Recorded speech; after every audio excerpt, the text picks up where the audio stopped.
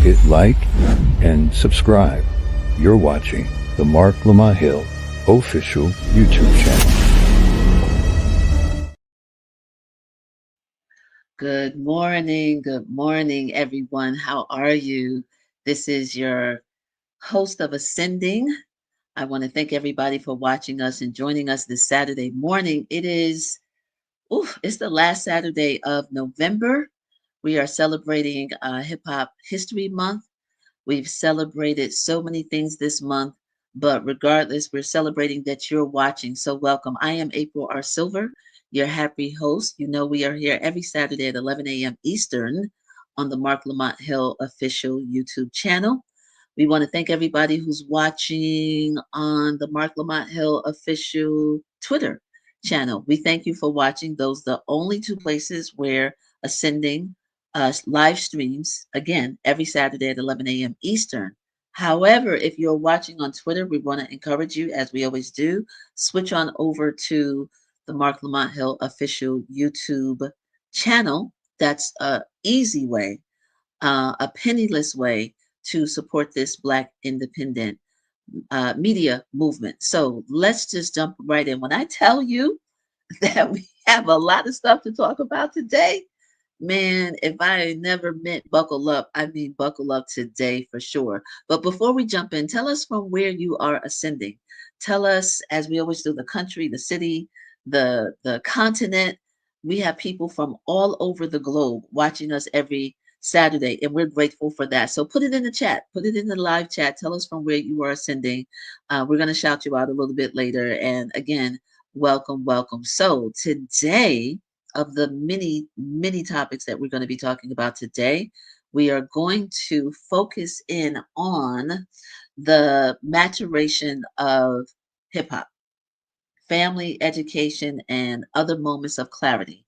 Our very special guest, who's coming in just a moment, is Timothy D. Jones. He is an educator, he's an author, he's a poet, he's a freestyle artist. I like to say freestyle extraordinaire.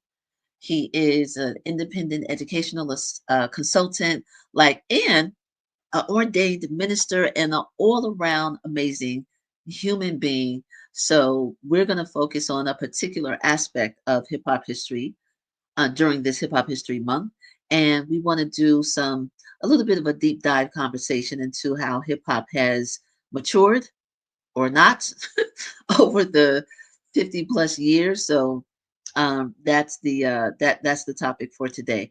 I also want to shout out all the people behind the scenes who you don't see: the Marc Lamont Hill official team, my A team, Drake, Aaron, Kevin, and Sandy. I want to definitely shout them out. I want to shout out to you. Please remember to like this video, to comment on the video, to share the video. You can watch us live or you can watch us later. So do all the things as we jump right into our standard bookmark that we do every week. So we have today, I have this book. Y'all know how I used to, when at my other home, I have I show y'all the book.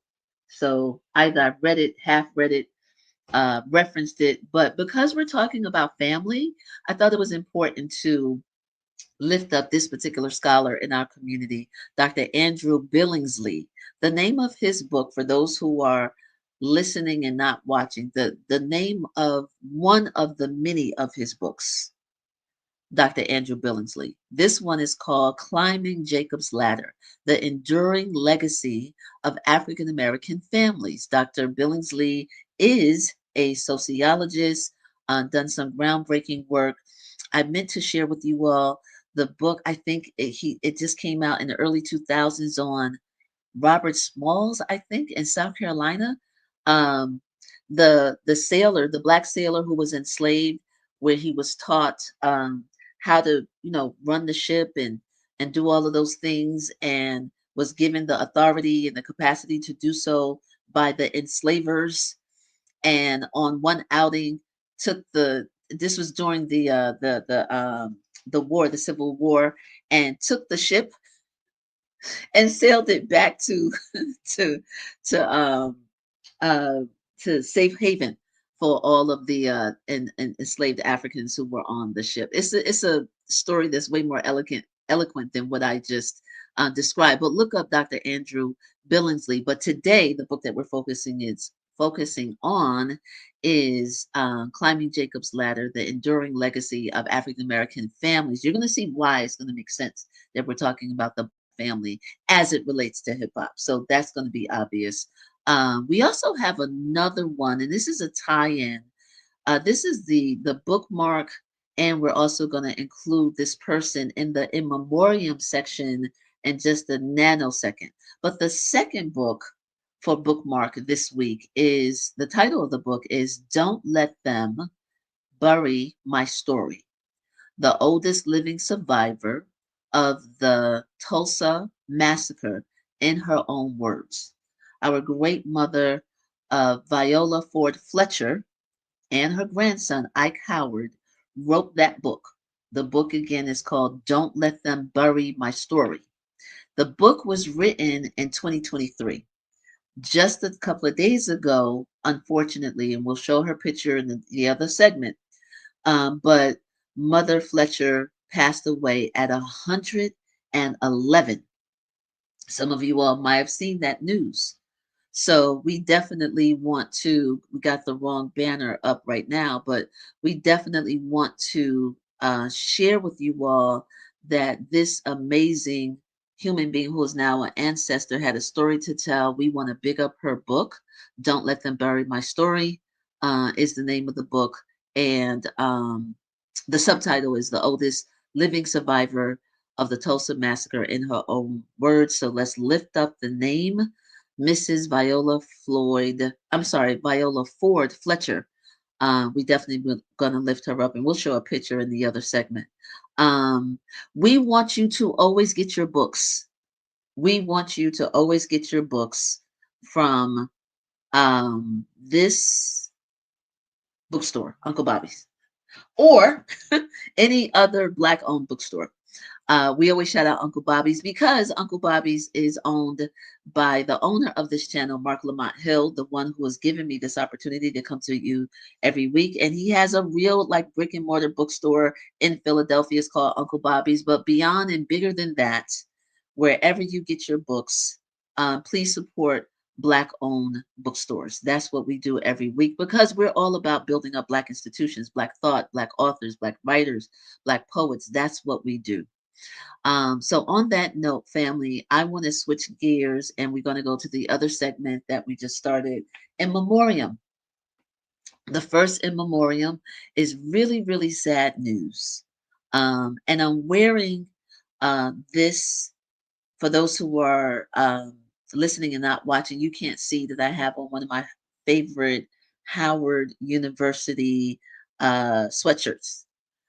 And it ties into Mrs. Roberta McLeod. She was the director of the Blackburn Center at Howard University. She just transitioned days ago on November 23rd.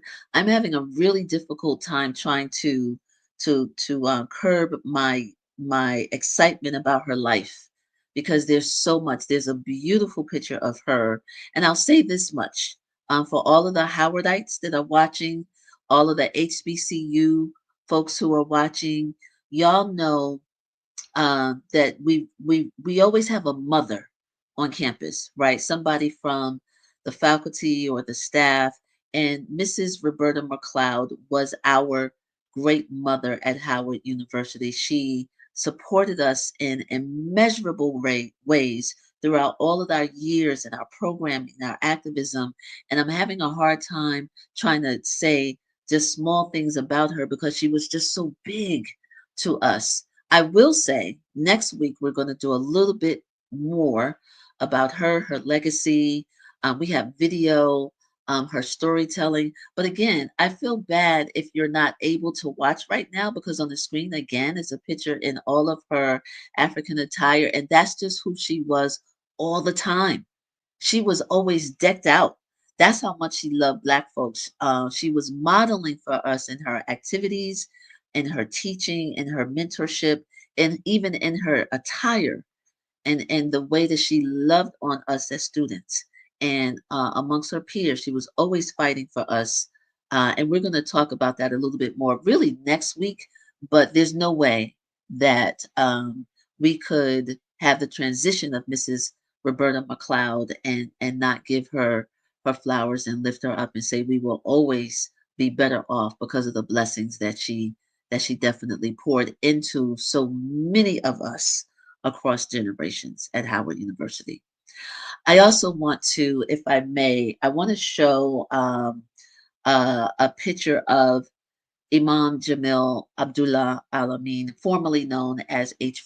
Brown, as it is said in the Muslim community, he has returned to Allah. He passed a couple of days ago as well. So we want to do in memoriam. What you see on the screen is when he was known as H. Brown. This is an older picture from decades ago. Him in the middle with the sunglasses on. I want to say, and I'm not sure. I'm going to do some due diligence, and I'm going to fix this in the comments after the broadcast. I think that's Otis Redding. I think that's one of the press conferences. We know that Otis Redding was a little bit more active than what he got credit for in his community. I could be dead wrong. I'm not sure, but let me do my research and but I found this one and I wanted to share that one. Let's show the other picture producers of the imam with his son. This picture is from the 80s. I got from his son's page on Instagram. And so this is our way of lifting up someone who was adamant about our liberation and had a deep, deep embedded history of standing up for Black folks as a former member of SNCC, as a former um, Black Panther Party member as well. We definitely want to lift him up and pray that his spirit is resting in peace during this transition. Um, Interestingly enough, and I think the guys are going to put in the chat a resource link to learn more about our dearly beloved who has departed from this earthly plane. I want to also share we've had a lot of transition this week. I didn't even know about this one family. I didn't know it. It's an awkward transition, but a shift from one person to the next. It's a little bit awkward because, you know, it's a very contemplative space. But at the same time, Jelly Bean Johnson, for those who grew up, if you're in Gen X and you listen to the time, and all of the geniuses that came out of Minneapolis, then you know Jelly Bean Johnson, a masterful musician and producer responsible for so many hits. He passed away. I didn't even know it until this morning. He passed away just a couple of days as well. His government name is Gary George Johnson, aka Jelly Bean Johnson. And the guys are going to put up a picture of Ice Cream Castle, the album when he was with the time. I'm positive that's him in the far right in the gray suit because he was tall. He was very, very tall. But my point is to share this because the music that we grew up with and grew up on and Gen X, if you don't have this album, if you don't know these songs, I don't know if we can be friends, right? More today in the time. I used to see them in concert when I used to work at the Beverly Theater when I was living in Los Angeles in my junior high and high school years. And man, talk about music of your youth. So we just want to say rest in peace to his family. Um, all of the members of that cohort of just amazing geniuses suffering the loss right now. But I just had to share that because I didn't even know that was that happened. So we're going to shift. We're going to try to make a decent shift to a happier note. Um, I want to make sure first before we do, I want to make sure that I gave all of the oh, before we go, hold on, guys, don't push the button yet. But let me just remind you, everybody, family, the way to support this channel and this independent Black media movement that Marc is a part of, I want to remind you to like and subscribe this video and share it, yes, but also join Marc Lamont Hill Official on Patreon. I promise you that is what's going to help keep us on the air and bring you this great information on a weekly basis every Saturday at 11 a.m. Eastern on Marc Lamont Hill Official on YouTube and Twitter. So, guys, I'm gonna turn it over to you all and let y'all let the art speak for itself as we bring on our featured guests.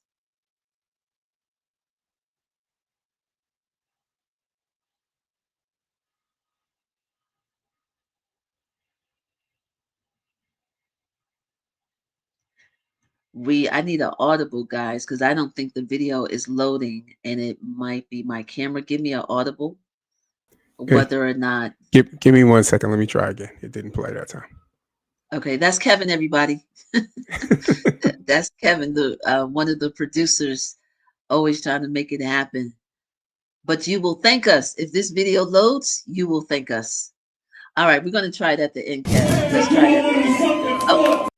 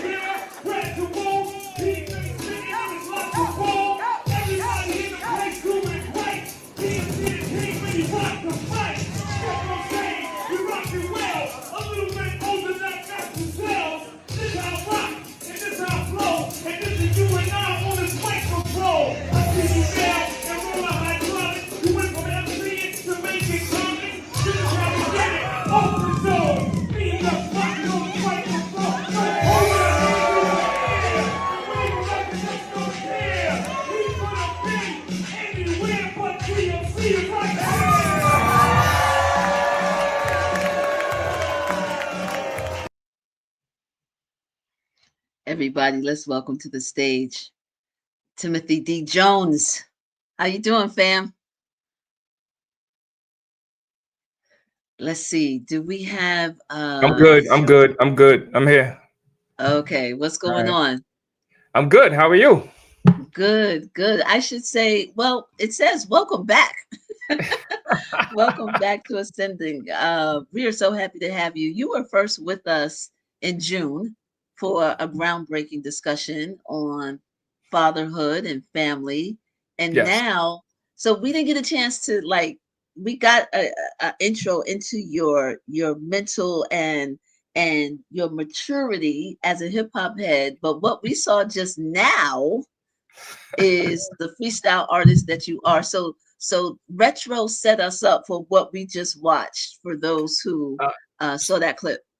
So every year, well, there's an event called Leadership Journeys that is put on by Big Picture Learning, and it was 2 years ago in San Diego. DMC was a special guest because he's heavy into literacy and learning and has DMC comics, and so he came just to show up and show love to the people. But our way of thanking him was the DJ, who is a former student of the High School of Recording Arts, DJ Mickey Breeze, who's like 23, but an amazing DJ. So him and we just was gonna go back and forth, and it was like, there's no way I'm gonna be that close to one of my heroes. You're talking about hip hop history, Sucker MCs, 8th grade, and to be that close and not be able to just, let them know a little something that came from Brooklyn. So yeah, so that was what it was. That was what it was about. That was dope. That was you freestyling. So y'all knew he was coming or that he was there. Yes, we but knew that he was coming. He didn't know right. that we were going to do a tribute for him in that way. Wow, I really wanted to well, it was Kevin's idea to have that clip. One of the producers, but I'm glad that he came with that idea because we're Gen X, and I don't know. What do people get surprised when you start freestyling or rhyming or whatever because they don't think Yes. that?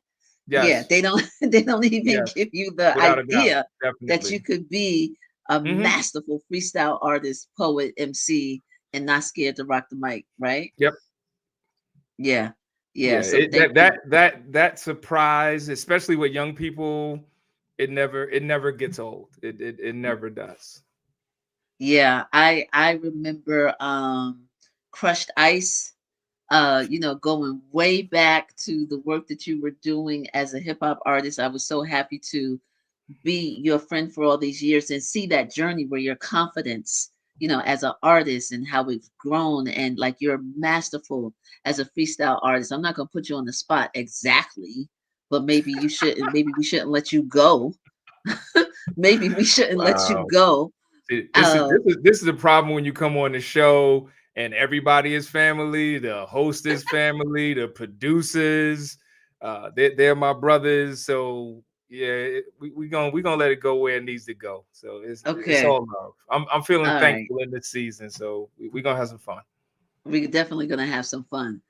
I it's apropos, it's fitting, it makes sense, it's an alignment that we're closing out November as Hip Hop History Month. 50 plus years of hip hop and the culture, and November is like I said, Hip Hop History Month because we said so, because the culture said so, not because there was some proclamation from the government a couple of years ago. I said this last week or the week before, man, the way that pissed me off when the government was like, "It's we're gonna recognize November as Hip Hop History Month," and people got excited, and I was like, "No, not because you said so." So anyway, it's fitting that you're here because, and you and I've had this conversation, but we talk a lot about evolution and maturity and the thing that happens when you got 50 years of living plus, on this earth, and we can still consider ourselves diehard hip hop heads, right? Because it's not about the dress, the clothing, it's not even fully about the music. There's a mindset. So I want to ask you, sir, to give your expression of what it means to be a quintessential timeless, regardless of what decade, hip hop head. What does that mean to you? For me, it is something that is personal that has then become communal. Growing up in East New York, Brooklyn, growing up in pink houses, I was introduced to the elements before I had heard the term, this is hip hop and this is a culture. So I was being informed and influenced by the music, by the graffiti, by the dance, the fashion, and as you said, the mindset early on. And so for me, it's always been the mirror and the window. It's where I've been able to see different reflections of myself and also be able to see it as a window to create a way to have perspective of what is going on around me and what level of impact I could have in that. Hip hop has emboldened me. Hip hop has made me feel like it doesn't matter what it looks like, it can always be something better. I tell people that hip hop for me has been one of the greatest examples of synthesis in my life. And so it's made me the educator that I am, the innovator that I am. And people will find this and as how, but hip hop is actually drawing me closer in my faith when it comes to freestyling and the love of the word. That to me is just as much hip hop as it is reading and studying the word. And I'm not saying that to create a value system, but I just know for me, I am who I am because of hip hop as well as my faith and other things as well.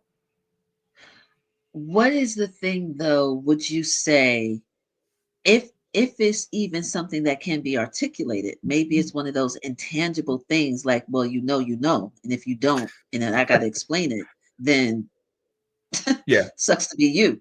But maybe it's that. I don't know. But let me ask the question regardless. There are people in creative cultures. There's some jazz musicians, right? Or what we now call jazz. What we Yeah. now call jazz. It wasn't originally called jazz.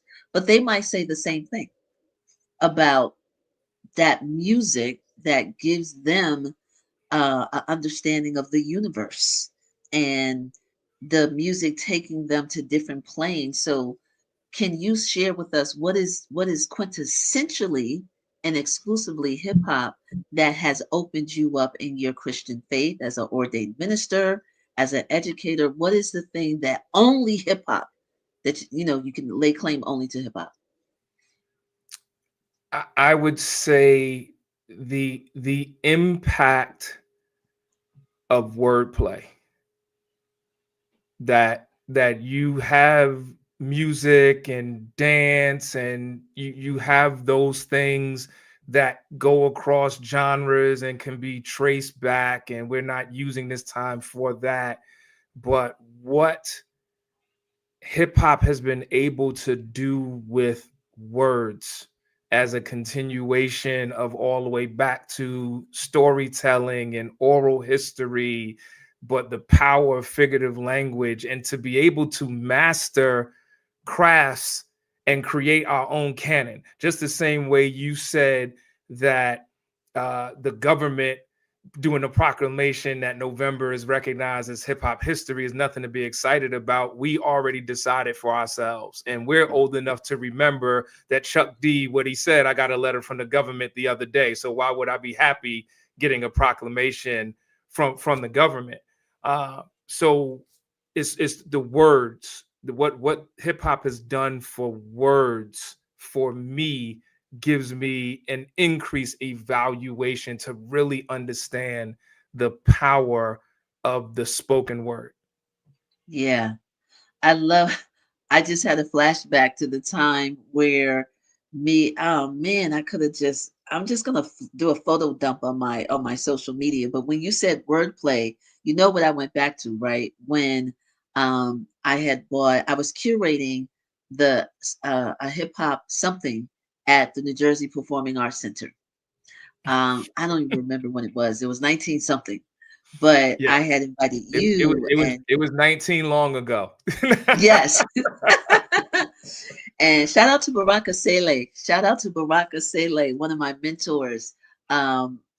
She brought me in as one of, not the only curator for that event. And it was you and Jessica Care Moore and Sonia Sanchez. And we have a picture of us together back in the day. Was an annual event. And Yes, Ernie Pinacholi took the picture. You know what I yes, mean? So you talk about hip hop history, but I'm excited and I'm giddy because you tapped into that relationship between the hip hop lyricist and the poet, and very yes, specifically the spoken word artist poet. Because yes, I saw some poetry the other day and I was like, yeah, they're a poet, but they're not a spoken word artist. There's yes, a difference. yes, Some poetry only belongs on the page, and it yes, should not. So yeah. so can you expound on that? Because I see you as a poet. So can you open that up a little bit more? Well, yeah. I mean, just as you were saying, just because you write doesn't mean you can recite. Uh, Plain and simple. And the flip of it is there's a lot of people that have bars, but if you ask them to write something and stay on a particular subject, they struggle. So even though they complement one another, there are people who will delve into one almost at the expense of the other. And for me, I love writing poetry, but I started this in a classroom setting. And so it's one thing for someone to read what I wrote, because now I have to write it and hope that they can hear my voice. But they're still going to be processing it limited to their own cognition. I believe when I am speaking, or when the word is spoken, there is a level of influence to direct one's emotions that could be for the good or the bad, which is why we can have a whole conversation around the influence of lyrics and where hip hop has gone. We're not having that same conversation if for 52 years it was just read. There is something about hearing, like the Yes. scriptures tell us, faith come by hearing, and hearing by the word of God. There is something about hearing that I feel combined with reading, but even if it's a standalone, can have an impact. You think about it, How many people of elders who still, if they were old enough to have gone to the March on Washington, or if they were old enough to hear Malcolm speak, or if they were at that Democratic convention to hear Fannie Lou Hamer, it's hearing. You can go back and read the text, but hearing, I think, takes you to the moment that you first heard it. Hearing just stays with you. And so that's where, for me, I lean to the impact of hip hop as a spoken word art form that has shaped me. And with the music as well. Like, because Yes, if oh, it's without a not doubt, the the lyrics, music it's as the the music. accompaniment Yeah, just takes it to a whole nother level. yeah. I think you and I could go down like 50 million rabbit holes, but I'm thinking about the vibration of the Yes, sound, you know, yes, from the human voice. Or I just conjured up, you know, Doug, you know, Dougie Fresh, my former boss, right? yes, Who we will have on the show. I'm just claiming yes. it right now. We're Yeah, claiming so, it right so now. you But think about, I mean, okay, you could try to write the sheet music to Doug. Have at it. Maybe somebody will yeah, do it. And that'll be dope too, because then you're gonna read the sheet music, but that don't mean you're gonna sound like Doug. right. Right. And speaking of maturation, like Doug is older than he's our generation, but on the older side. And man, I'm gonna try not to go down the rabbit hole, but he's amazing as a human being. And if there's anybody that represents the maturation and as a good man, a man of good character and ethics and the vision that he has and can still rock a party in 2025 is Dougie Fresh. Um, but yeah, I agree with you, Timothy, about the sound, be it from the throat, the chest, the music, the words, you know, are important. There's something about that vibration. You mentioned a moment ago, you talked about when you were teaching. So let's go way back, let's rewind and get to the point of entry. Sorry, I'm gonna try not to flex too much. You and I both should try not to flex too much, but I'm gonna let you set the tone for the point of entry for hip hop and education and the academy. You get to talk about that because you've got that on lock. So set it up for us for those who don't know. Okay, and this is gonna be Howard centric because it is. First and foremost, shouting out Dr. Tandy Hicks Harper, who was actually doing research on hip hop as a way to engage children at Howard and University of Maryland in the late 80s. While you and I were in undergrad, and me not Yes, knowing that in the early 90s, she would come into my life and the rest would be history. But when it came to having a collection and calling it a conference and having discussions, Howard University was the first university to house a national hip hop conference. And that began in February 1991. In my estimation, unbeknownst to us, we were beginning what is now viewed as hip hop education and the academy. And now people are getting PhDs and writing books and doing all the things. But when we first started, and in full disclosure, the university from an academic standpoint was not embracing it. We were able to do it as students and the community because it was something that we cared about. But we had champions on campus who saw enough in the vision, but also saw enough potential and promise in us. Shout out the great Mrs. Roberta McLeod and Dean Keene, and the list goes on. But you started off talking about Mother McLeod. This conference was because of people like her, bar none. So when I speak about it, it's the type of thing where when we were doing it, I don't think we realized the level of history we were creating. And so now, having had that entree to now coming all the way back, and in November, just celebrating the third hip hop studies conference at Howard University, where I went from being a senior in 91 to now being faculty. in 2025, that for me is it just the power of hip hop has made me an educator. The power of hip hop creates classroom spaces and allows me to do things that honestly I haven't fully been taught. And that's another thing to me that is so hip hop specific, is your ability to do things based on you taking the time to perfect it without necessarily being taught it. Yeah, I hear you. I hear you. And that, the whole journey that you touched upon is quintessentially hip hop, right? Yeah. To your point. The the the thing that happened, I always say this, and I say it with my full chest. If you are in the academy, if you are not in the academy but teaching hip hop or using hip hop as a tool for education, or even mental health awareness, or any way that you are employing this culture to evolve a human being, be they, you know, uh, elementary school level, or middle school, or in the academy.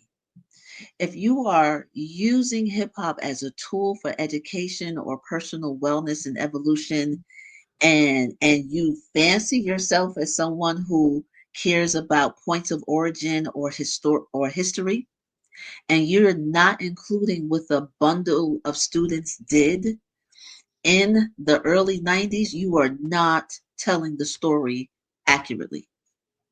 You are not telling the story accurately if you don't reference what was started with regard to the academy and education. And shout out to Dr. Harper for sure, like you said. And then there's the spinoff. You have to talk about the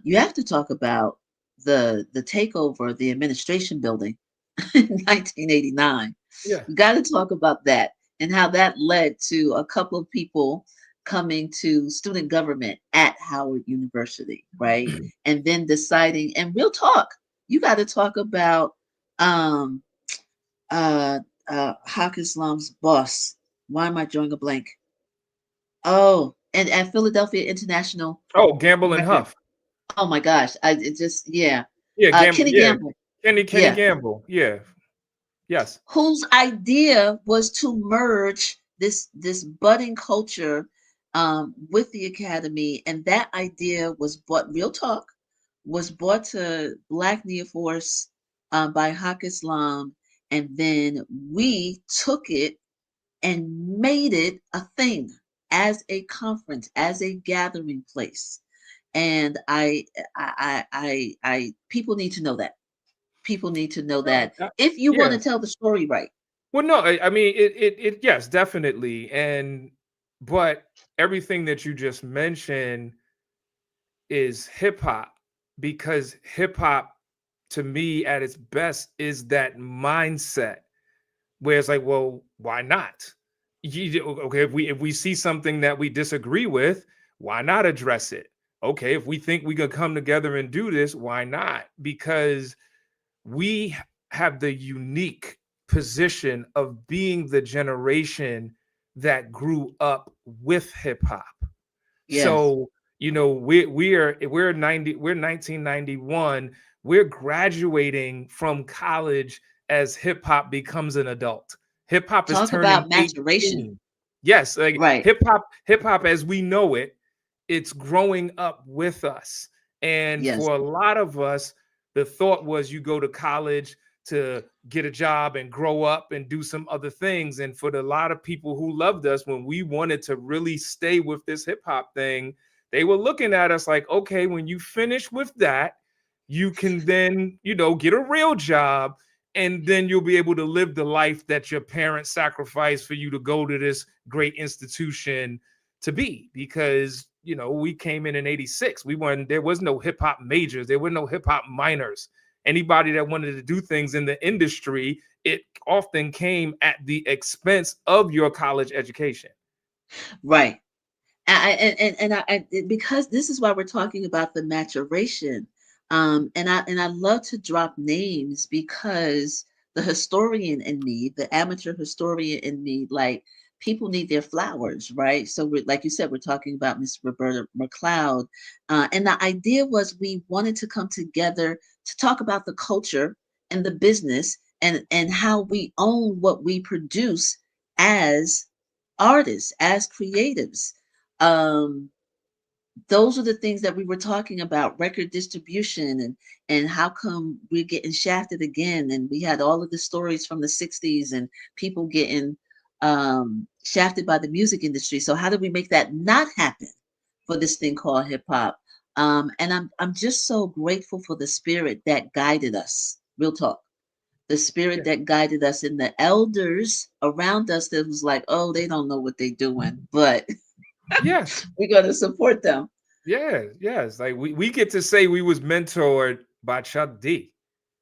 You get And to James say that Ntume. that Entume and Sonia Sanchez, like, to be able, it's the types of things that in the moment that someone is sowing into you, it's impossible to fully appreciate the flower that comes afterwards. Yeah. You know, it's Yeah. like you're not out there celebrating when the land is being tilled. You're not celebrating when the seed is being sown. You celebrate when the harvest comes. But at that Yeah. time, we didn't realize what we were being charged with and what we have been able to carry. I mean, there's countless people who have had great careers in the music industry and other industries that really got their start in believing they could be by Yeah. being in the ecosystem that began with hip hop at its crossroads, seizing the cultural initiative. I mean, we look back now, that title, it's like, wow. Like, Seizing the what? Cultural Initiative was the name of the conference. Yes. Yeah. Like, to come up with The that very title for a first one. conference. Yes, Yes. February 1991. And for that to, in some ways, shape. I mean, you and I are having this conversation. We could sit here and literally draw maps that how that as a term and a title and a challenge and a charge has mapped our careers. And to your point, if I may, it has mapped our careers. I agree with you. And I want to shout out Sister Soldier. I want to shout Yes. out also, we said James Ntume, may he rest in peace, and Chuck D and Bill Stephanie, right? Yes. It's just so many people. And the countless students, the countless students who many will be, nameless, who for 6 years, did this, but it's the, to your point, that it gave us something to hold on to, that we believed in, that we knew was ours, and that it was worthy of protection. It was worthy of us persevering and defining it. And then here we are in 2025 with all kinds of stuff going on with hip hop that I don't even know if you can call it hip hop. What do you say about the state of hip hop today, sir? I'll say this. There is the state of what is known as the hip hop industry that is in chaos, but the state of hip hop culture, in my estimation, is alive and well. And for a lot of us who are older, we might need to take a trip back home in our own ways, in our own communities, because there's a lot of young people that get it. There's a lot of young people that are hungry.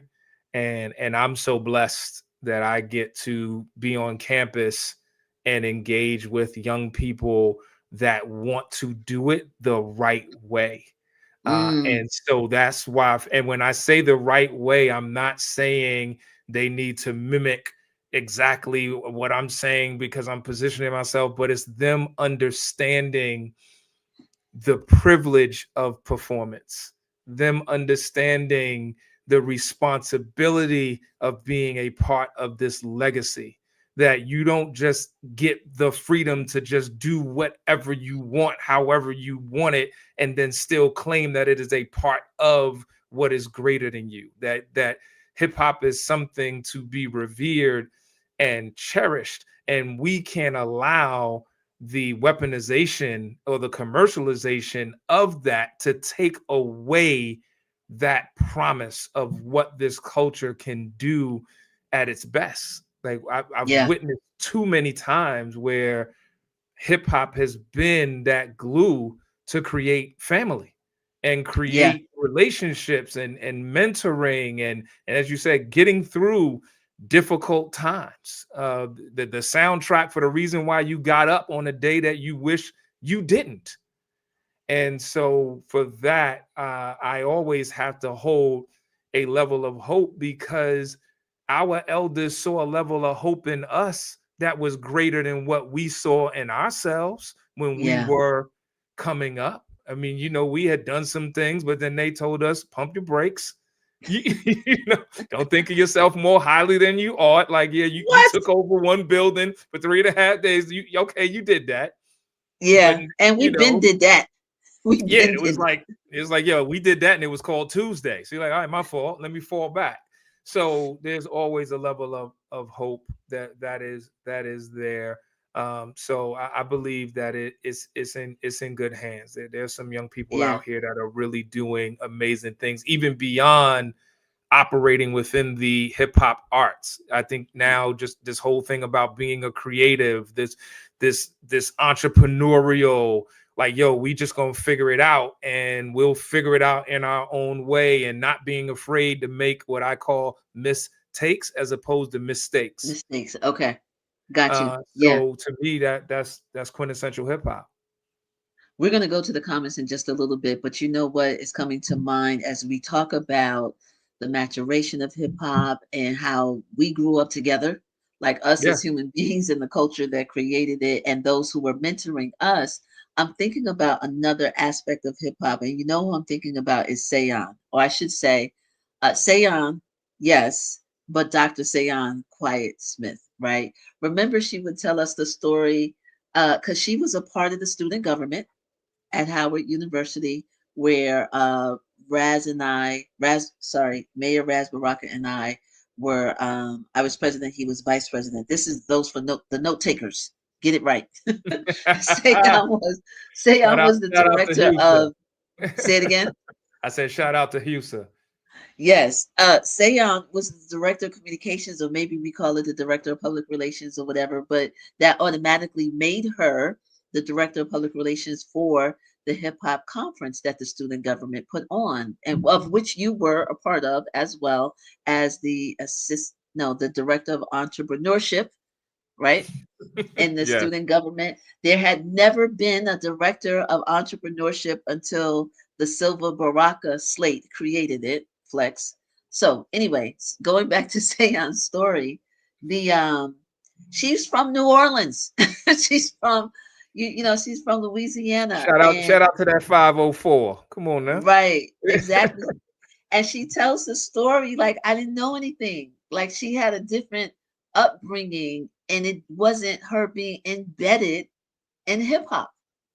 But yet, at the same time, was quintessential for us and the culture and shaping the movement and making sure that we were positioned as a culture, as students, how we handled the artists and the executives who came down to Howard University every year, how we are positioned in front of the world as someone who wasn't steeped in hip hop, who wasn't from New York, let alone the East Coast. She tells the story better than what I'm doing right now about how there was something in it, musically, vibrationally, I dare say energetically, that hooked her.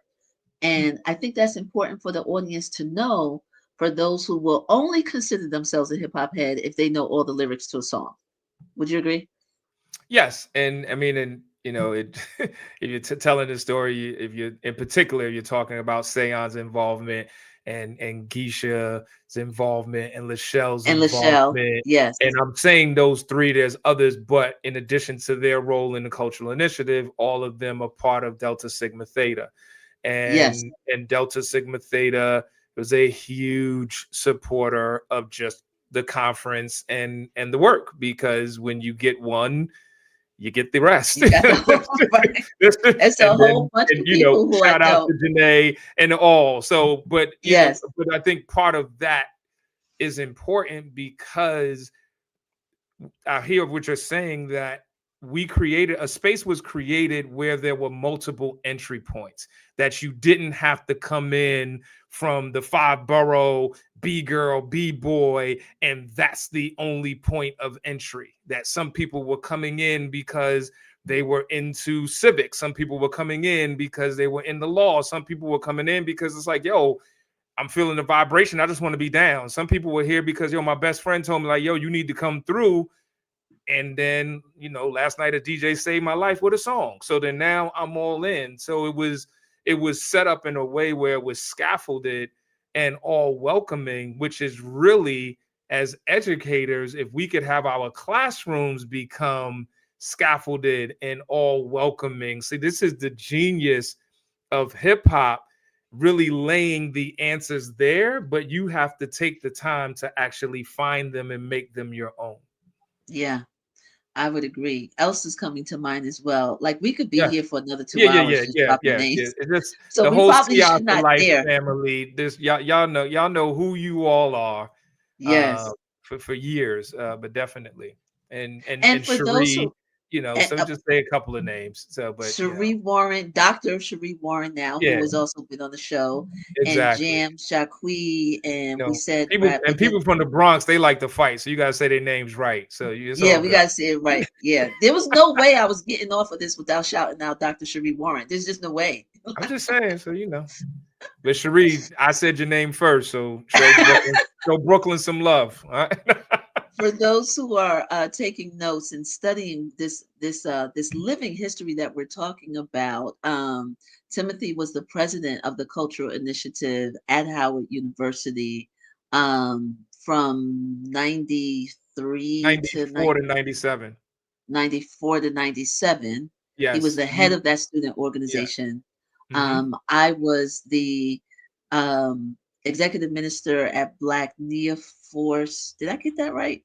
I was a member of Black Nia Force. Titles, I don't, it's blurry. That brought the hip hop conference amongst with other organizations to the campus. I was the first president, and then we developed the students. After the first conference, the students developed the Cultural Initiative Inc. For Yes. those who are taking notes and want to, people have written papers and dissertations and all that kind of stuff on the work that we've done. We just want you to get it right. We Yeah. just want you to get it right for sure. I think we should go to the comments. We have a lot more to talk about, but I just want to pause for a moment, and let people know that you're watching the weekly live stream called Ascending. I am your host. You're watching the Marc Lamont Hill. I'm your host, April R. Silver. You're watching Marc Lamont Hill on YouTube or on Twitter. If you're watching on Twitter, switch over, get out of there. I mean, thank you for your eyeballs, but go over and watch on YouTube. Yeah, that's a practical way to support this movement that Marc is a part of supporting Black media, independent channels. Woo, Lord, there's a lot of comments. Okay. I want to say this as I go through the comments, right? I want to say this. Don't be a thief, people. And what I mean is don't say that this is, and I haven't even seen the comments yet. So this is not to any one person. Don't say you respect independent Black media, you respect Marc Lamont Hill, you respect Timothy Jones, you're doing all of these things. Tim has been on here twice. Don't say none of that and you ain't subscribed to the channel. Don't say none of that and you haven't liked or comment or you haven't told people, because one could say that might make you a thief, right? You use this information, it ends up in your papers, it ends up in your Ooh. interviews, and you don't tag nobody. You don't say Okay. nothing. You don't give respect where respect is due. I can't even get through an interview without name dropping because that's how I get down. And I know, Tim, that's how you are. So I'm telling you, get over yourself. Don't resist the desire that, I mean, the need that we have to sustain these institutions and this living history. So support Marc Lamont Hill, even if you don't agree with anything he says. I don't know, maybe you don't, but you can like the video. Anyway, sorry, I had to get that off my chest. So I'm sorry, because I be mad at people. People be like, "Oh, you got a show?" I'm like, "Dude, we known each other for 30 years. How the hell you don't know I got a show?" So I'm sorry. I've been there. Oh, ooh, we got to pause right now, right? Because we could definitely do that. And Yeah, you deserve all the flowers, Mr. Jones, because you got some stories to tell for real, for real. Long live the great elder, and shout out to Snick. Yes, definitely. no We doubt, definitely wanted to definitely. do that. Yeah. The guy, I need y'all to break the fourth wall, Kevin or Aaron. Did we share the link to the Snick digital project that I put in? We tried, it didn't work. I'm Oh, gonna put the banner up. okay, so we'll fix the banner, fix the banner. Audience, what I'm trying to share right now, because we highlighted just a little bit the empowering, enduring work of the Student Nonviolent Violent Coordinating Committee. There's a digital project that is also rich with information, history, context, and they do more than talk about the names that you know from the Civil Rights era or the Black Liberation Movement era. It's more than the names than you know.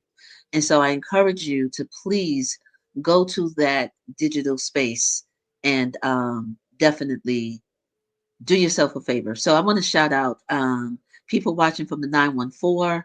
We want to talk about who came from Yonkers. Oh, you he came to Yonkers. Is that you? Do you know this person, Andrew Wayne? Do you Oh know? yeah, Is that yeah. I know who he is. Yeah, yeah. He's okay? he's part, he's part of the HipHopEd family. So yeah, Nice. shout out to Andrew, and he does a lot of work using hip hop, in particular, dealing with neurodivergent young people and adults and population. So when we're talking about hip hop as a bridge, he's doing a lot of work there. But he represents YO, like everything is Yonkers. So that's family right there. Thank you for joining us. Rolando's here. Y'all know Rolando is fam. Peace. He What's says going hip on, hop. family?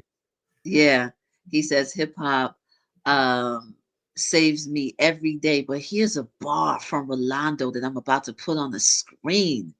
Woo! For those who are listening and not watching, Rolando said spoken word is a religious experience. Can you talk to that, Minister Jones? I mean, it would be for us, it would be John 1, in the beginning was the word, and the word was with God, and the word was God. Life and death is in the power of the tongue. So at times when you are speaking, uh, the atmosphere becomes that mental orator that makes the words come out. So whether you're talking about freestyling or you're talking about a cipher, it is definitely a spiritual experience, which is why you have to be mindful of the community that you keep and the words that you speak in said communities, because everything is not for everybody. Woo! I'm gonna try to hold my tongue. I mean, not in a bad way, because I could, man, please. I'm thinking of two things. I'm thinking of Ashe Lenu, and that's in the Ifa culture about the power of the word, right? Hmm. And what the word can birth. Yes. Words birth, words create, right? And many cultures across the universe believe this. And our great mother, Maya Angelou, may she rest in peace, talking about our elders. Did y'all see the part when she was on some video thing where she was like, words are in your room, they're on the curtains, they're clinging to the walls, they're in the chair that you just sat in. You know what I mean? Like Yeah. there's some other level. There's some Yes. other level. So the power of the Definitely. word for sure. Let me see. Hi, Sandy. Hip hop as a spoken word art form that has shaped me. That must have been you Shout out to saying that. Sandy. Shout out to Sandy. Always rocking those That fly glasses. What's up, Sandy? let's talk about the blended family before we go into some of the other comments, because I definitely want your experience. You in the book, Be a Father to Your Child, real talk from Black men on family, love, and fatherhood. You talk about the blended family. And that's a part of what we wanted to talk about. So how has hip hop culture helped you expound on it, please? What it means to have a family by blood or bond. So for me, growing up, I grew up in an era of hip hop that predates the the individualization and the total emphasis being on the artist. Like everything was cruise. And even if you were a solo artist, but it still was with the DJs. So it was Eric B and Rakim, Kane had Mr. C, Run DMC, Fat Boys, even Latifah, she was a solo artist, but it's Flavor Unit. So everything was always presented with this notion of community. And I got to witness the family values being played out in that light, as well as being the youngest of 5 boys. So being around family and then coming to Howard University and becoming a part of a family. Shout out to Lufi 8986.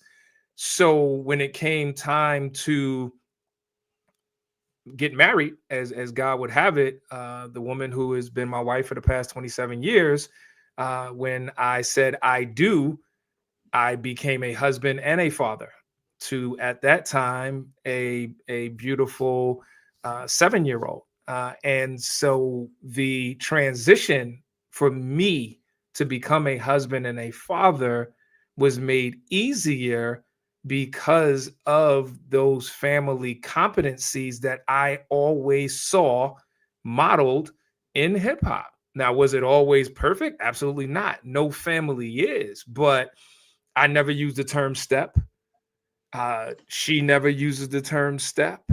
And so my family, my nuclear family is my wife, Vanessa, my daughter, Jasmine, and my son, Isaiah. And when you see us, you see hip hop. We're a crew. We've been together longer than the Locks, and people celebrate how the Locks have been able to stay locked, pun intended.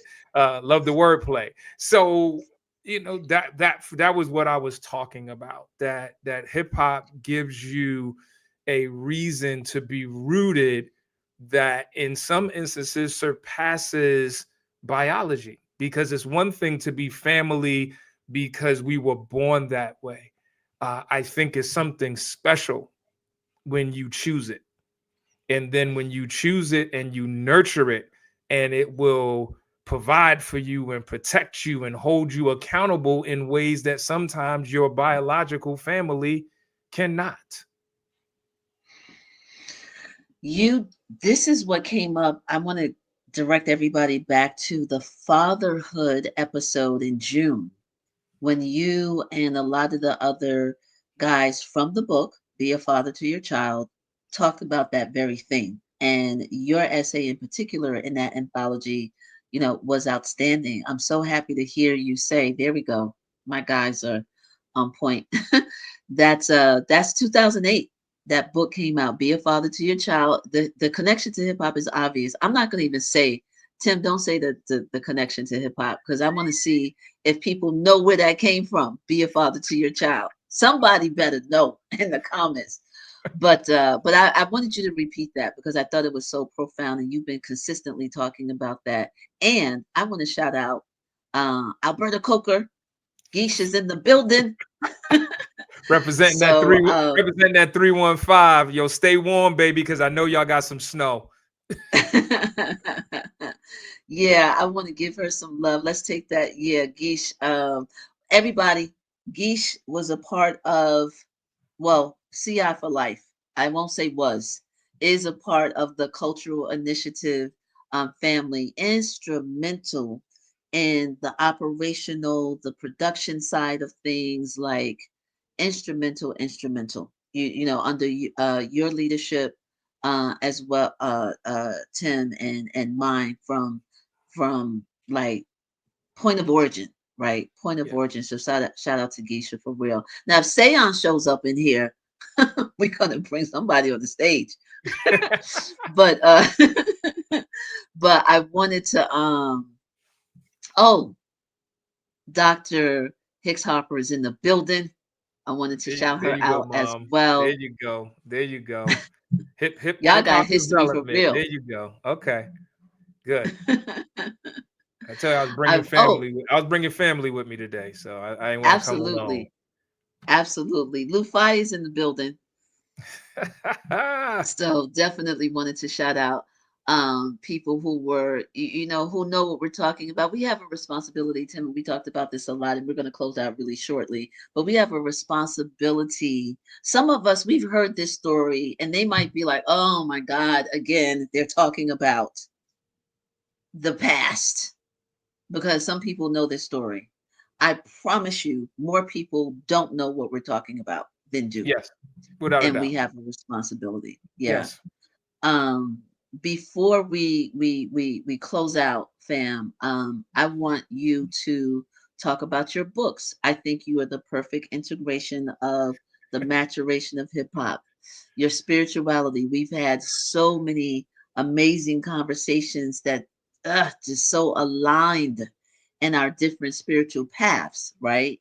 And then on top of that, you're the poet and the educational consultant. And what are you on book 3 now? Like what? What the hell? Like you're on book 3. So yes, the latest project, what makes this super special, is this book was co-authored between Vanessa and myself. So she normally stays behind the scenes and she designs the covers and shoots the videos, but this time she picked up her pen. We co-authored a book called The Way 14:6, which is a play off of John 14:6, where Jesus says, I'm the way, the truth, and the life. No one comes to the Father except through me. And there are 15 Bible studies. So there's 5 prayers, 5 proverbs, and 5 parables. And the book came out to celebrate 8 years of prayers, proverbs, and parables, where it's a daily devotional every day from August 25th, 2017 to this morning, and watching it live. And on November 11th, we celebrated our 3,000th devotional. So I had a conversation with my son and a couple of his friends who were the founding source for the reason why I started it, is when they started college back in 2017. And yesterday we actually launched 3plifestyle.com. So that is a brand where we are selling hoodies, and the books can be accessed there, and just using alliteration as a way to continue to challenge us to practice and to perform and process, and to just make it do everything that it needs to do. So I'm really excited about this time, doing a lot of creative things. When I say for myself, not from a selfish standpoint, but I have spent a lot of my career learning by helping bring forth a lot of work and projects with people that I've had the pleasure to work with. But now I feel like this is a time for me to step out a little bit further, and to do this with my family is amazing, because I definitely could not do any of this without my family. Thank you. And I think I heard every word you said, but I think I got stuck on 3,000. Yes. You Yep. have been sending out text messages since 2017, every single day. Yes. Bible verses or things that you've learned from the scripture Yep. every single day since 2017.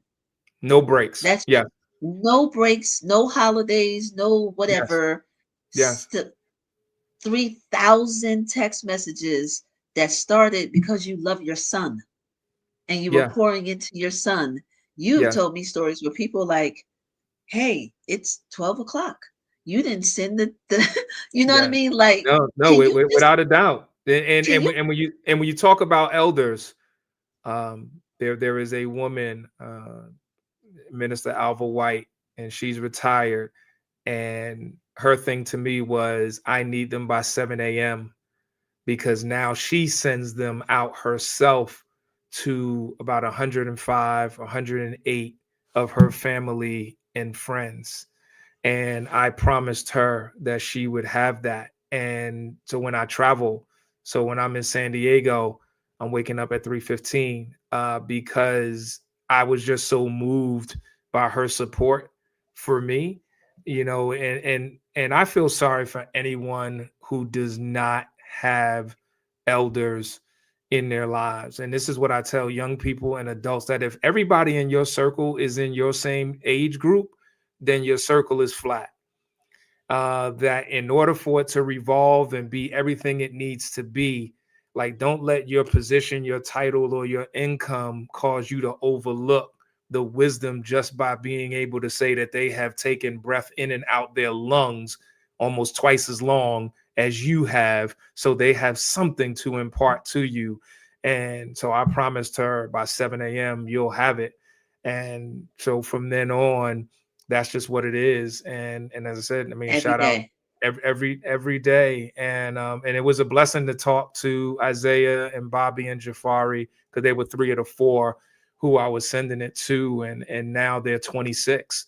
This happened when they were 18. And if you think about how much life transitions we experienced between the ages of 18 and 26, and to hear them say what it has meant to them, it's just been a blessing. And that's why we started the website and just began to grow it, because there's a lot of people hurting right now. And also there's a lot of falsehood. There's a lot of things on the internet now. We talked about the power of words. There's a lot of words that are out here that are bringing death. There's a lot of words out here that are destroying a lot of people's faith and their hope just in themselves and in their community.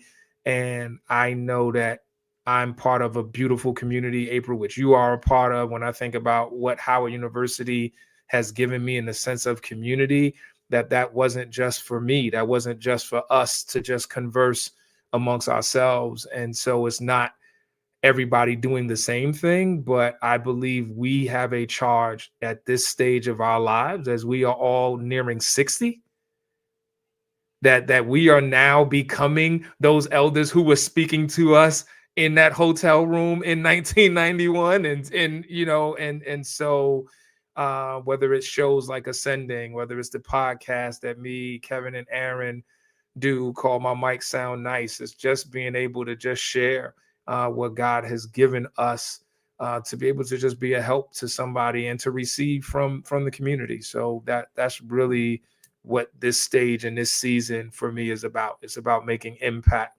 Income will come, but the minute that you focus on income over impact, then you're giving the power to somebody else, because somebody else is giving you your income, but the impact comes from within. Absolutely. Absolutely. I was trying to make sure that the audience really heard you when you said you just celebrated 3,000 and you do this every day. That's the epitome of discipline and focus and devotion. So But April, it I inspires. want to shout you out, because there have been times when I didn't see myself as a writer. And after you would laugh, you would give the love laugh, and you'd be like, yo, how do you say you're not a writer when you are writing every single day? And I hold on to that, because I know I'm not the only one that can get caught up in the gaze of comparing at the expense of overlooking your own brilliance. And Yes. so I was thinking about it because, I don't have books and this, that, and the other. And you're like, what are you talking about? And so literally the first book was gathering 408 of those daily devotionals, put the gloss on it, put a little essay to introduce it. It's like, duh, but you were the duh, so about that vibration. So I definitely want to thank you, because it was easy. I mean, to be truly vulnerable, sometimes you can surround yourself and be in spaces where you feel less than, because you don't have certain things that you see other people having, whether that's credentials or recognition or certain stages. And we can't do that. It's like, that's not hip hop, because if hip hop waited to be received, it would have never been conceived. And so Right. therefore we can't say we're hip hop if we continually see ourselves inferior to credentialing and other things that don't come from within. Right. So that's it. No, I mean, lovingly received. And I feel compelled, and let's you and I promise not to go all the way down this rabbit hole that I'm about to bring up, but I feel compelled to say that you and I've had conversations about hip hop and who gets to tell the story, right? Shout out to Minister Chuck Webb, who once again has gifted memberships. So go grab those memberships. I know there's a button somewhere that's telling you how to grab a membership to the channel. You can't Man, you please can't talk about. shout out Chuck and not shout out New Orleans. You said Sayon's from New Orleans. You got to shout out Webb is from the 504 as well. So, you know, talking Yeah. about somebody coming into hip hop who had no experience.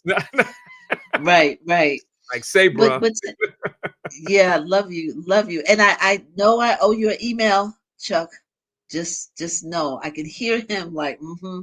But Tim, for real, Yes. um, we talk a lot about Howard University, our collegiate experience, and I'm always imagining the person who's like, well, yeah, you're successful because you had a education, or you went to college, and everybody's not fortunate to go to college, and all those things, all of that chatter that could live in someone's mind and their preconceived notions about what it means to be the high school student that actually goes to college and then be the college student that actually graduates.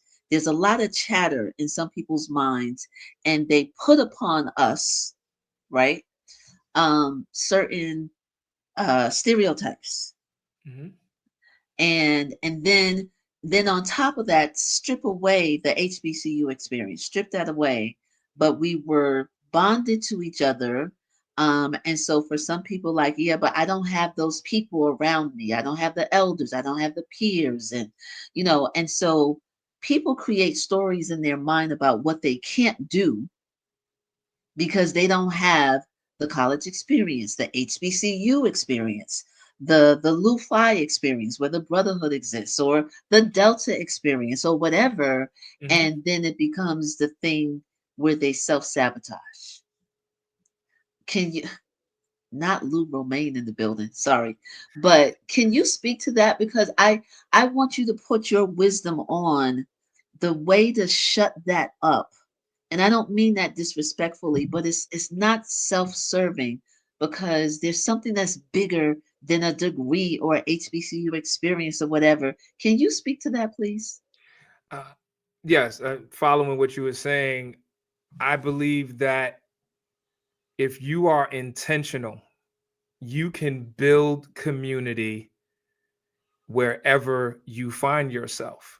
It's something that happens organically, but the problem is it can form organically, but if it doesn't have direction, it can then end up being to your detriment.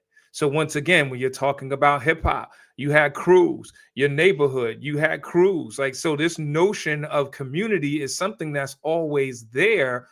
You just have to be intentional. Like, okay, what type of community do I want to cultivate? What type of community do I want to be a part of, to sow into and have sown into me?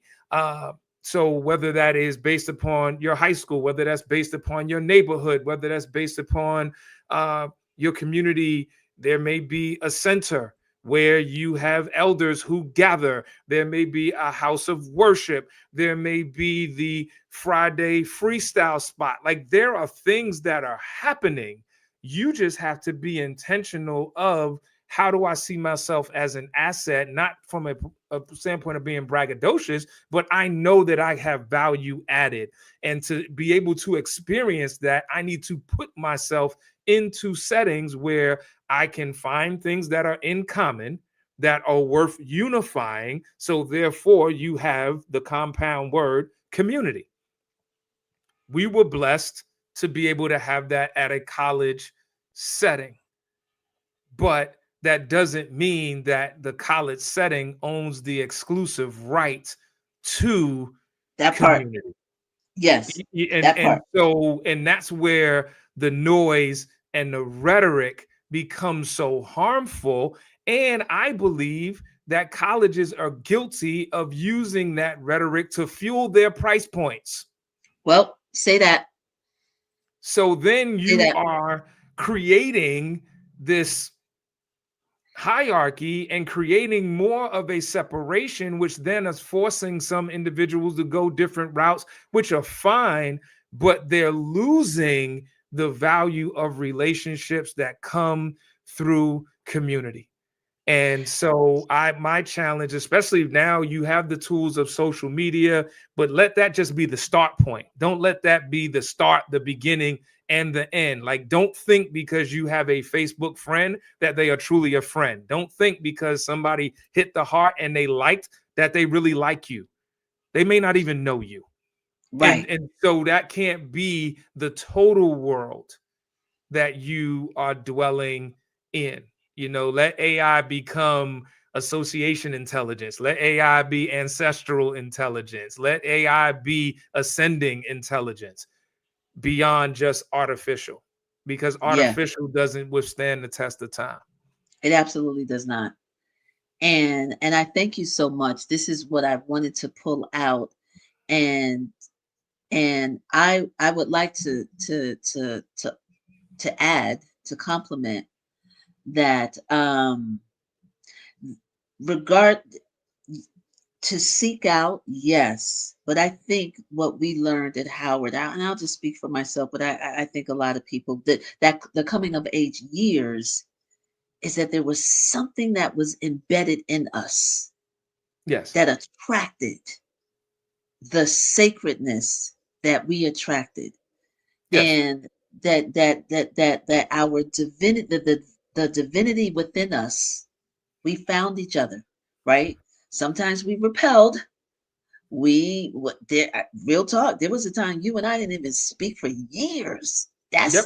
We had differences, Yes. right? We had arguments, there were fights, and we didn't always get along, but put 30 years on it, and there's something that is in that, could be like us as an example, it could be with your family, it could be like you said, the mosque or the church or the elay.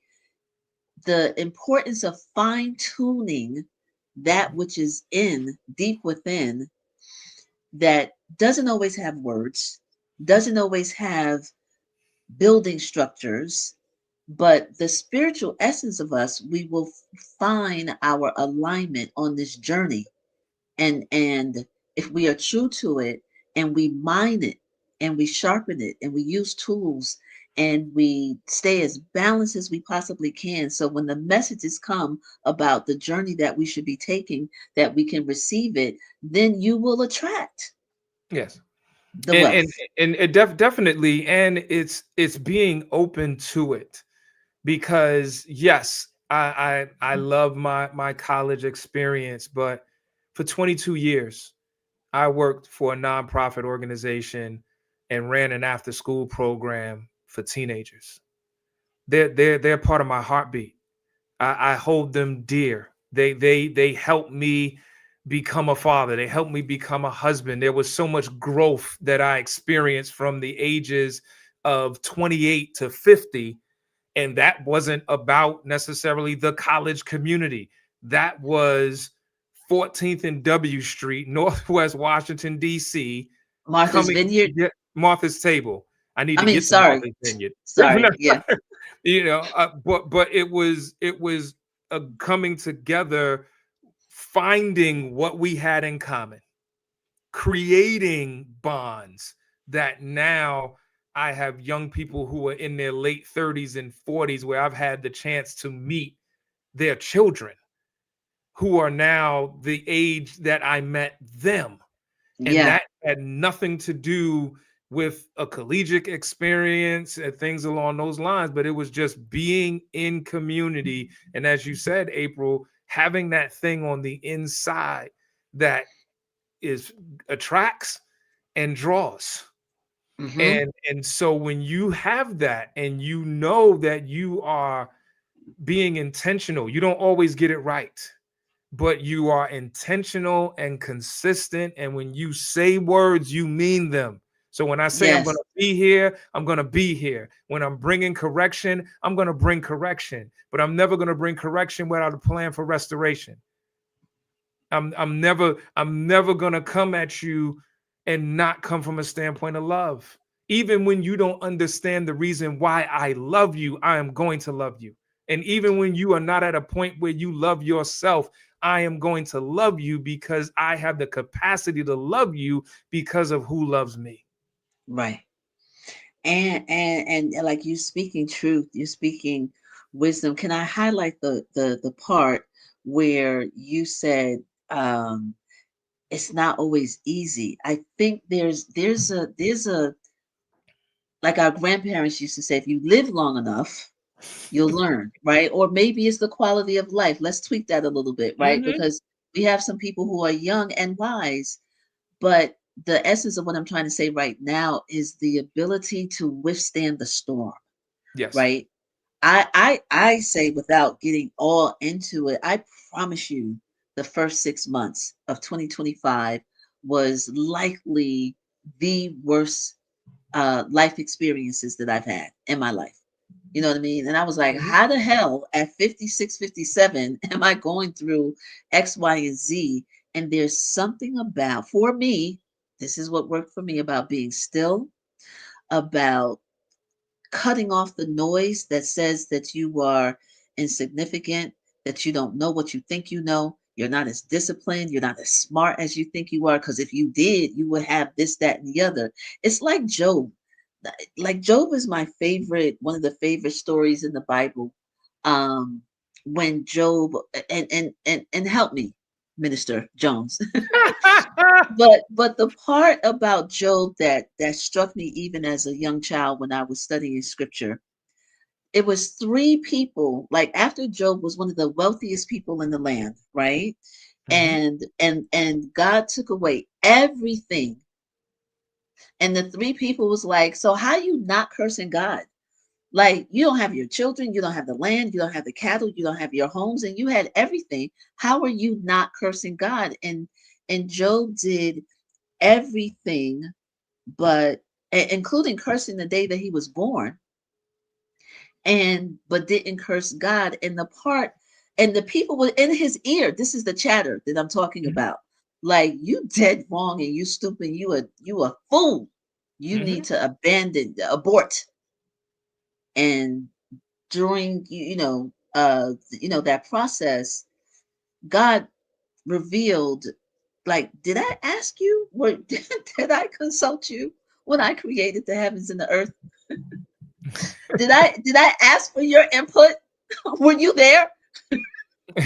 I say that as and then everything was recovered. So you can polish up whatever I got wrong, but what I'm trying to tap into is the essence of uh, getting rid of the chatter, be it internal or external, about what you can't do and who you should love and all this other kind of stuff, and staying true to what it is that you believe, and knowing the importance of humility. Like, did I get the essence of that right, Well, sir? you got the essence of it, Okay. but to even delve a little deeper when you was equating it to what you was dealing with in the early part of 2025, that um, it was actually Satan that God was like, well, have you tried my servant Job? Yes. Yes.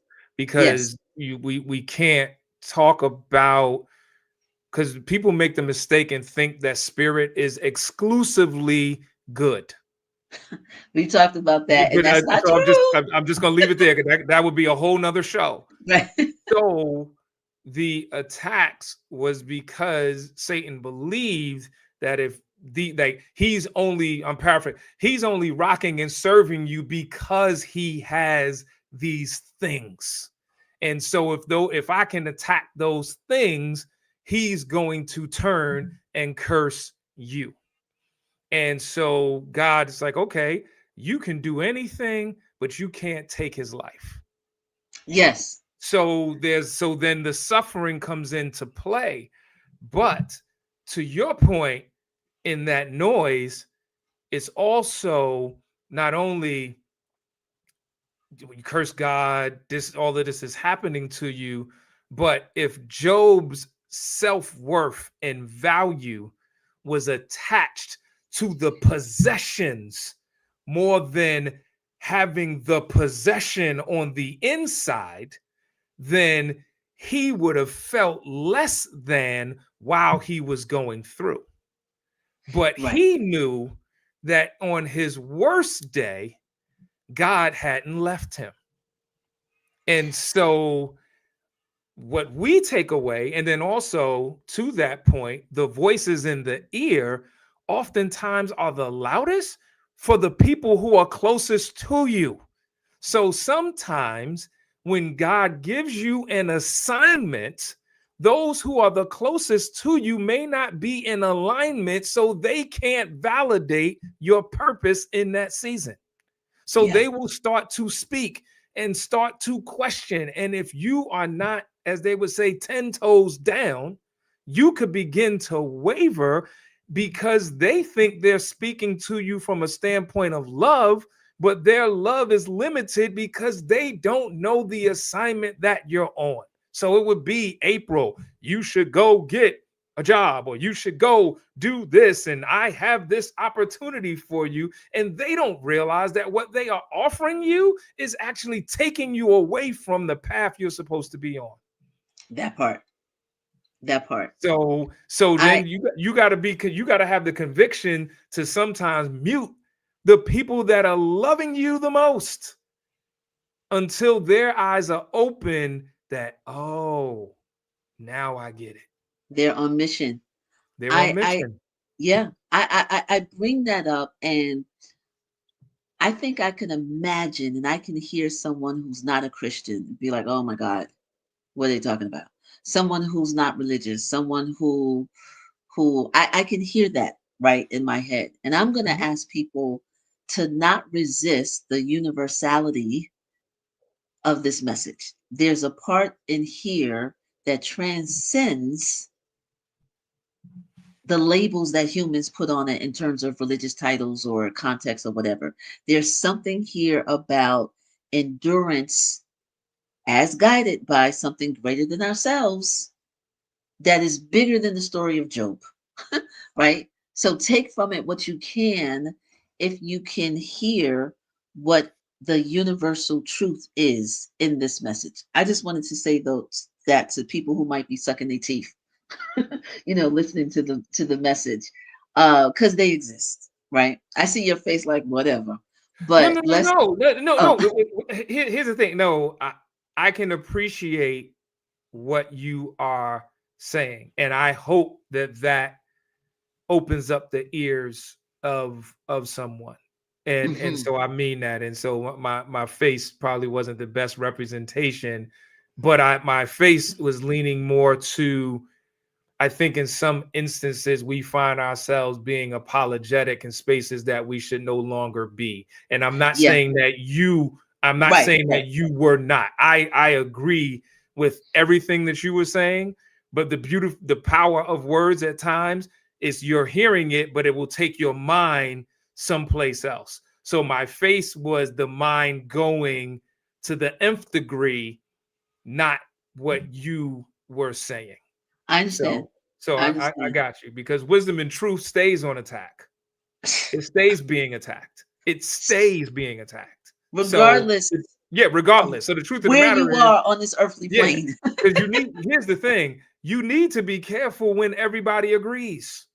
Well, that part. Because then you're speaking to itching ears as opposed to speaking to hearts and minds. Yeah. And you can call figure that yourself out a hip-hop after head. the show's over. And you call yourself a hip-hop head. Yes. So you got to take us out with two things before we close out, right? Okay. And I told the guys, I was like, this is gonna be a hard one. This is gonna be a hard one because we just scratching the surface. But I'm you know me, I'm bossy, right? I'm bossy. Very. So get your mind right, because I want to freestyle. Get your mind right. So you're not leaving here without that. So I'm just letting you know, get your mind, whatever you got to do to set up and It's all start good. It's all good. whatever. Okay. But so the first thing though, before we go there, or you can blend it if you want to. What is your ascending moment? This is where we give our beloved guests the final word before we close out. Close out. So, what was your breakthrough moment? Life, career, whatever. What comes to mind, my ascending moment came at the hands of Kenny Carroll. Shout out to the big brother. He gave me an opportunity to join an organization called Writers Corps. And Writers Corps, we were tasked with teaching creative writing in schools and after school programs. And this was fall 1996. I had never taught. We were coming off of our conference run, was making a career change from being an accountant to becoming a youth worker, not really knowing what that was. And I started what became Beat to the Rhyme. I literally started taking lyrics from songs and creating lessons that I would have wanted to have when I was in school. And me and the young people started writing. And if you recall, fall 1996, September 13th, Tupac dies. So I am in school for a week and a half, and then Tupac dies. And then we come across his book of poetry. And that really was my beginning, my ascending moment to becoming the educator that I am today. So that is definitely my moment. So shout out to Kenny Carroll for having faith and belief in me. I remember that. I remember that season of your life. You Yes. know what I mean? That period of your life. Yes. Um, And this to gonna you, shout out to Felicia Pride. Because that's when yes, she was in Baltimore, journalist, I and she remember. interviewed me, but she is now the showrunner for the new Different World reboot. She's had an amazing career, but she has been what we call each other cuz, and it was because you introduced her to me like late Oh, 90s. I forgot that part. Okay, I see what you're saying now. Yeah, Yes. yeah. I love us so much Yes. because we're Yes. doing big things. Yeah, everybody needs to definitely, like, if you go to her LinkedIn, Yes. Felicia Pride, you'll see Yes. her amazing accomplishments. She's one of us. She's fam. And And speaking of she's hip LinkedIn, hop. And she's she's hip hip hop. hop. Yes. Yeah, yeah, yeah. Oh man, this is life work, right? This is destiny work for real. And shout out to you. Like I tease you and all this other kind of stuff, and but you when I put in the promos that you're pioneering hip hop head, like I couldn't wait for the opportunity for people to see what I was talking about. For those who didn't know, right? So, so I'm grateful for the decisions that you have made, and if I may say frankly, I'm grateful that you've decided to give a damn and not give up on the young people in your life. You know what I mean? The people who call you unc, the people who call you dad, like you've just been there. And I've seen you evolve and grow. And I'm just very honored to have this friendship that we've had for 30 plus years. So thank you for doing what you do. You're still not getting out of here without a freestyle. So I mean, I know we putting up your social media. Everybody who's listening and not watching, you can find Timothy Jones on social media, IG and Twitter All right. is TDJ6899. On LinkedIn, just go by his name, Timothy D. Jones. Those who are listening who are not watching, you should be liking the video by now. You on YouTube, you should be liking, you should be commenting. You can watch us live or you can watch us later. Tim, I'm giving you all of this setup because I'm about to go off camera so you Oh can do your wow. thing. It's all No, good. Okay. should I So stay on? You tell me what you want. What's good for you? yeah, it's your choice. It's your show. It's I'm your gonna show. be. I'm gonna stay on with you. I'm gonna stay on with you so Oh, you gonna everybody stay can see. on? Okay. All right. So all right. So we can start it off with the proverbial 1-2. You got April and Tim representing HU. We just had a conversation to break down why we do what we do, how we do what we do, and unto who we do what we do, because we always want to remain true. This is beyond school. This is beyond academic. Our energy is quite kinetic. We could take it back to the motherland. From the other hand, slap to the five of the brother man, because the sister can. I can't grab this microphone and get really loud without giving a moment to thank God for bringing Mrs. Roberta McLeod, the mother who loved us from our ancestry. So now we're going to realize that everything we do will carry on her legacy. I hope you are hearing me, because it's not my prerogative. This is really that cultural initiative, because we represent in that CI for life. So you can get the caption and you can read it, and you can get on social media, or you can try to control alt delete it. But all we're going to do is just reboot, because we are beyond that internet, because we interconnected when we was putting up paper flyers. And now y'all trying to just say y'all are social activists because y'all put up a post, but we got boots on the ground representing the most, because we was deaf. Shout out to Yasin Bey. My Umi says, shine a light on the world. I thank my wife for giving me a boy and a baby girl, and we just gonna keep this moving, representing Lu-Fi. The clique is massive and the family is tight. If I was Russell Simmons, I would say God bless and good night. Your I boy. love it. I love it. I love it. And I didn't even tell you I was gonna put you on the spot, and beforehand. So that's just straight up off the dome. So thank you. Thank you. Thank you. Thank you. That was fire. That was fire. Thank That you. was And thank fire. you. And shout out to Ascending, and shout out to Marc Lamont Hill. Like, we've never met, but through Chris Emden and a whole bunch of other people, our circles have kind of crossed. And but definitely shout out to Marc Lamont Hill, and thank you for this channel, and thank you for giving the opportunity to my sister and just lifting up other voices, because it's one thing to just perfect your own voice, but it's another thing when you use your voice to spread the choice for other people's voices to be heard. And that's really what this work is about. So shout out to the brother Marc Lamont Hill. Wow. Wow. I know he appreciates it. And you done bought all the people. You done bought all the Lu-Fi here.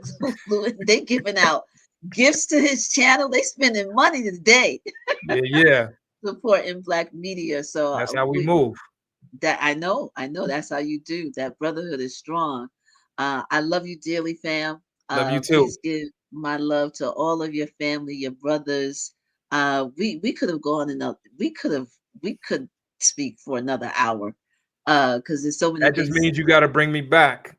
So Yeah. I always Yeah. say every week, the guys are like, stop saying you're gonna bring them back, but you I know know. you gotta come back for number 3. No doubt. And We love to love the you. producers. My mic sound nice.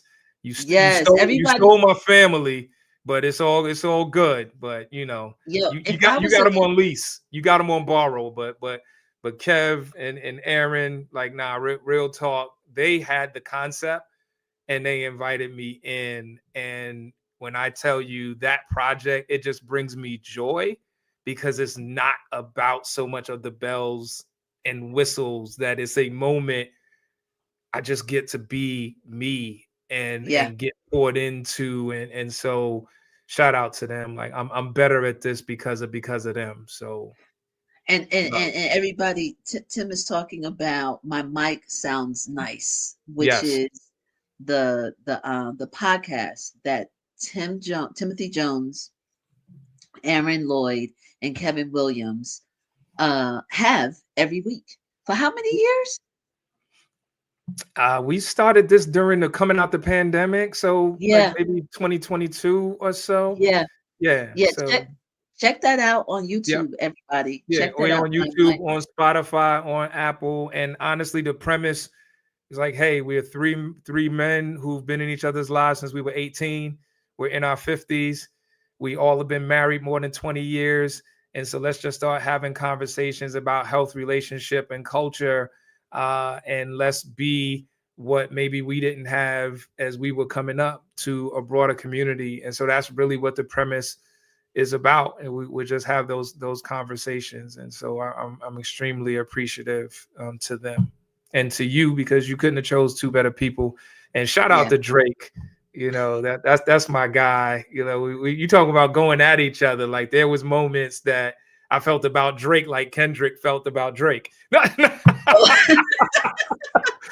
nah, Right.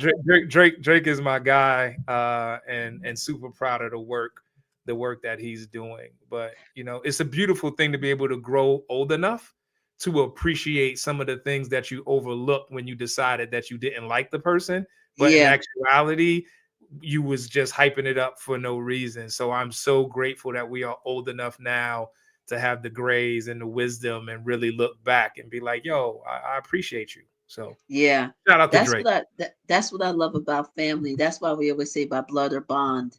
You know what I mean? It's we don't do we don't say step brother, step sister. We don't say, all of that kind of stuff like you've said before, because the bond is so deep, it's so real. And I don't know why you talk about people with gray hair, because you have none and No, I no, no, have no, no, no, no, all no, of no, it. nope, no, nah, brother, I got to diet because I be dealing with students. You talk about being old, and then my wife looks really too young. That's really the real Shout reason. out And I to don't know why you Vanessa. got me on here sharing it, because if I let it go white and then I'm pulling up with her, they be looking at me like, yo, you really good? And I'm like, bro, we are 6 weeks apart. She is the same Right. age as me, so. So that's the reason why. So, but it's That's it's funny there. as hell. It is there. That's funny as But hell. yours look dope. I see it on other people. I'm like, man, maybe mine, but I I gotta, see. I gotta, I gotta look at the curls for I me know, but I'm to saying I see the resist. curl pattern in there and all that good stuff. Yeah, I'm like, okay, I see you. and I'm letting it grow out. Way, If it wasn't for the curls, I might be like, I can't do this. But yo, it adds a little something. and But the this next is, the yeah, next this time I is get on the show, I'm gonna have the producers bring up a picture of April as an alpha sweetheart, taking it back to 87, because she keeps saying 30 years. We closer to 40 years that's than 30 true. years. That's I don't true. know why her clock stopped, but I know next year it'll be 40 years since we started Howard, and we Oh got my together in gosh. 87. So, I it's and all love. I want the love fest to continue. That's why. And thank you, Mark, because we don't have to rush off of Yeah, this. yeah. I think it's anytime you get Black people together and we can love on each other for almost 40 years, having fought, right? Having not liked each other, and still come back to this love that's never changing at its core. Man, we could just be here all day if we wanted to, because this is an independent Black media movement. Yep. So we're Cool. gonna close out on a couple of things, fam. We'll talk soon. We love you. We thank you. Love you all. Peace. Family, that man, I knew this was gonna be a rough one, because I was like, how am I gonna end this show? Because we could go on and on and on. But we thank you. The longer we talk, the more y'all keep coming on. So, but I am gonna close out. I want to remind you, you're watching Ascending. I am April R. Silver. We are here every Saturday. This was episode 44. Episode 44. We're just getting started, but every Saturday at 11 a.m. on the Marc Lamont Hill official YouTube channel. Thank you, Mark. Thank you to everybody who helps put this together and put up with my shenanigans every Saturday morning. So be sure to like the videos, share, tell people about it. Don't be a thief. Don't say you got something out of it and you ain't telling nobody. So the Ascending playlist, yes, go check that out. And we want to remind you also, guys, I'm gonna go ahead and do the banners real quick. I want to remind everybody, we love Marc Lamont Hill. He's available to come speak to your campus, your corporate event, your community event. Contact my business partner, Drake Holiday. The banner is on the screen. We book for Marc. That's the bottom line. We book for Marc. We book for myself to come speak and share this in an intimate, in a more small group setting is what I'm trying to say. So contact Drake Holiday. The email address is drake@aquilaworksongs.com. You can follow your girl on social media everywhere. I am April R. Silver. Yeah, I'm about to unload. I say this every week, but I'm about to show some receipts. I got inspired. Thank you, Tim Jones. But April R. Silver on social media. Aquila Work Songs is the name of my PR agency that's turning 33 in 2026. So you can learn more about me, my work, my body of work. And then right after this, we're going to go to the good news reports because we have some good news to share. But the website is akilaworksongs.com. You can learn more about this body of work that I've been doing for, we're approaching 35 years really, really soon. But let's do this good news report about our beloved Mumia Abu Jamal. The there is a march for Mumia. This actually just started yesterday, November 28th. It started yesterday on Friday, November 28th, 2025.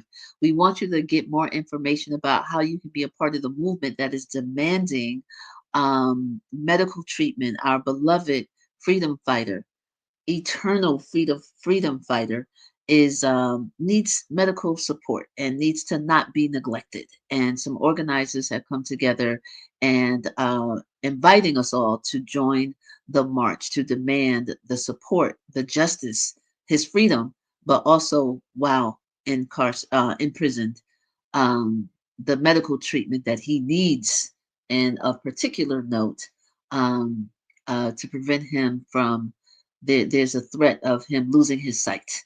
So go to the website marchformumia.org. I'll spell it for those who need that support. marchformumia.org. Go and get more information. The march started yesterday, but it's ending December 9th. So you have time to get more information to tell people. Go to marchformumia.org. I want to share some more good news that's happening tonight. On Saturday, today is Saturday, November 29th, 2025. Our dear brother who was on just a couple of weeks ago, Kevin Powell, he has a date, his first documentary film, which is called When We Free the World. He talked about it just a couple of weeks ago. Go back and watch that episode. That was emotional for those who didn't see it. That was emotional. Ooh, that was a deep one, but it was liberating. It was freeing. But this documentary that he talked about, which is called When We Free the World, his first documentary film, you can watch it tonight, Saturday, November 29th at 8 p.m. Eastern on Gather. Y'all remember Gather because that's where Byron Hurt had the Byron Hurt film series just 2 months ago. Get your tickets now. There's still time to get your tickets. I'm going to watch the film again. I will see you in the chat because there's going to be a chat afterwards. But yes, the When We Free the World screening virtually tonight, 8 p.m. Eastern. Get your tickets now. I am certain that the link hopefully is in the chat. Um, but yeah, you can search Gather as well, and the information will be there for sure. And the final thing before we close out is a shout out to Bronx Knights. Oh, there's video. We got video. Shout out to the Bronx Knights. The Junior Pee Wees won the New York City Youth Football League Championship last weekend. You all know that we've talked about the Bronx Knights, the nonprofit organization. Some of you gave money when we were helping to raise money for that nonprofit organization. The nonprofit organization founded by Drake Holiday, you've heard the name, but he's been doing this work. There's so many coaches and team moms and the players themselves. They are champions. The Junior Pee Wees are champions in the New York City Youth Football League. That's due to a lot of hard work and sacrifice for our young people themselves, but also the adults who support and mentor them and coach them. So congratulations, champs. Definitely wanted you all to know where your love and support and your money has gone for the Bronx Knights. So I think that's everything. I think that's everything. We talked about so much. We are here next week, every Saturday, 11 a.m. Eastern, ascending. Be sure to like and subscribe. Be sure to support Marc Lamont Hill, this channel. Like and subscribe to this channel. And you can also be a part of his Patreon movement, which is new.